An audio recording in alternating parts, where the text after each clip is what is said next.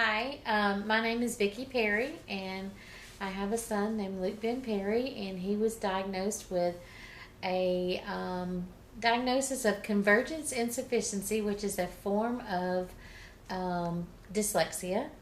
And we found out when he was in kindergarten.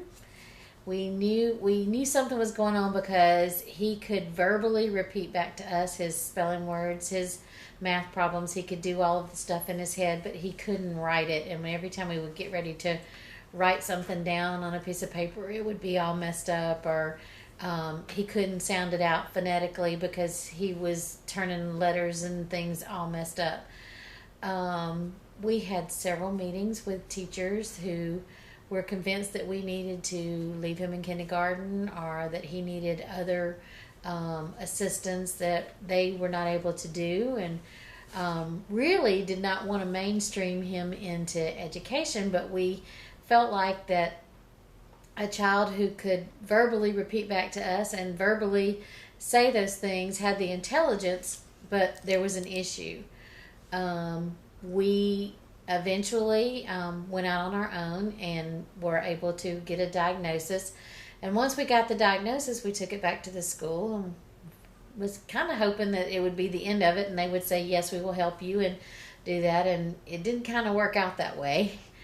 So it became a long battle of dyslexia.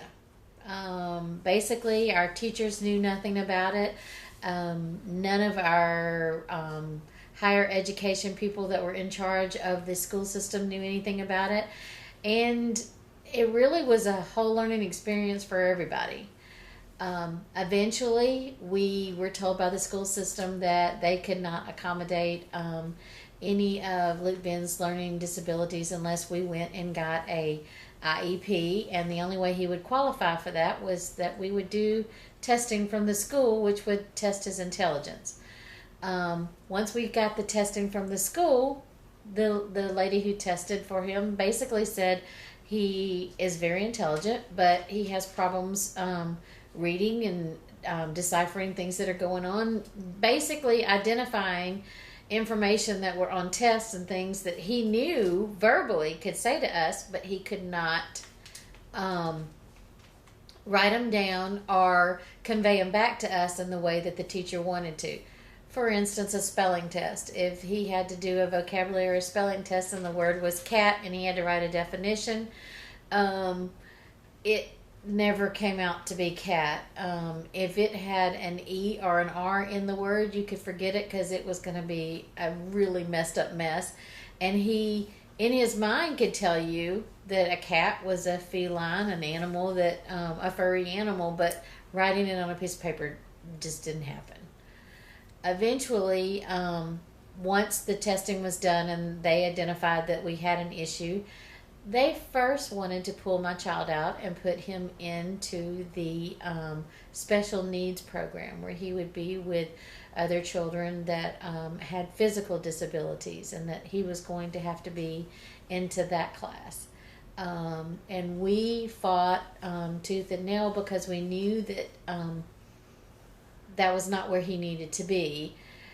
The problem is in our school system, there were not very many people trained to basically teach a child how to read that had this disability. Nobody really knew what to do to train him until we had an angel come along. My husband and I basically started going through the county school system and found out that they were approved for a program called the Scottish Rite program. And nobody was really using the Scottish Rite program, but it was something that had been approved for years down the line, way before my child had ever been in the school. And we basically had to find it. We had to figure out what it was. And once we found it, we found out that it was a neighboring school. It was in a neighboring school, but nobody knew how to teach it. Nobody was trained. So we called the Scottish Rite program, and we basically said, how do we get somebody educated to be able to um, teach children how to read. At this point, we had now found out that there were at least 2 or 3 other children in the school that were having the same problems, and they were driving hundreds of miles to go do vision therapy and training and things like that. And we felt like that if it was something that was close enough in the school system that they already had approved, how come it couldn't be fixed? And through a conversation that my husband had with someone at the Scottish Rite program, we found out that Miss Yates had been through the program, and lo and behold, she was at our school, not teaching the Scottish Rite program, but she was at our school doing something else. And I won't say that that was the end of the battle. It was kind of the beginning of the battle, but because our school system had not recognized dyslexia, and because they didn't consider that to be a disability, they were not going to allow her to be able to teach the children during normal teaching hours. She gave up her time to meet with our children 2 hours before school. On 2 days a week, they would go and she would teach the program to my son before school would get started. And then, so basically, he was going to school 2 hours beforehand to learn how to do the dyslexia program, and then he was going to his regular classes during the day. We did at this point, once things were recognized and through much deliberation with the school staff, finally get him to where he had an IEP where the teachers would accommodate him for taking spelling tests and reading and different things like that. But by that point, we were already into the 3rd grade. So we had gone from kindergarten to 3rd grade before we really had gotten to an accomplished situation where he felt like he was secure enough to read.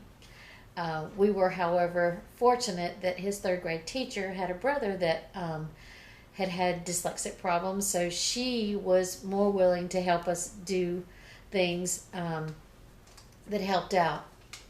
Eventually, through a lot of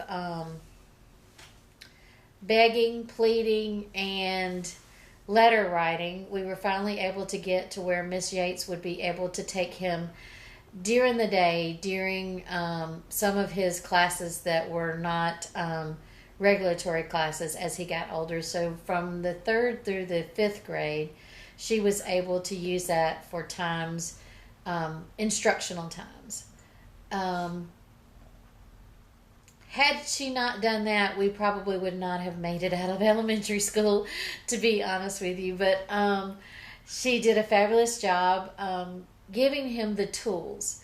My son went from being the quiet, introverted child in kindergarten and 1st grade to a very outgoing, blossoming, self-confident, hard worker. He has learned that there's nothing out of his reach that he can't accomplish because he's worked so hard to get to this point.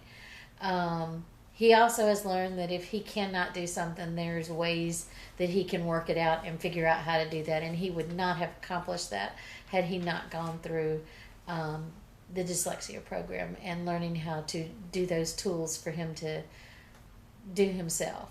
We are now into middle school, and he has now been able to teach the middle school inclusion teachers the process himself, and they help him get his work done. He has also been able to use a lot of electronic things that were not available when he started. He has an iPad that helps him correct things, and he has tools that he uses that help him get through school every day.